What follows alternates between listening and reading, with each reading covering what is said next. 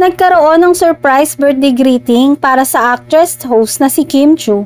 Ang mga staff at co-stars niya sa Philippine adaptation ng What's Wrong with Secretary Kim sa huling taping day ng nasabing serye.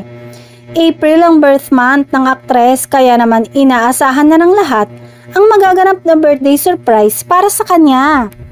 Nagulat naman si Kim dahil hindi niya inakalang pag-aabalahan siya ng kanyang mga kasamahan sa set kayong malayo pa ang petsa ng kanyang kaarawan.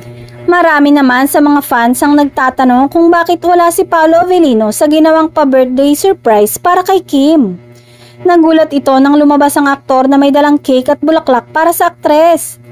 Sa ngayon ay marami pa rin ang naniniwala at umaasa na nagkakamabutihan na sina Kim at Paolo dahil sa makikitang closeness sa mga kilos nila ngayon.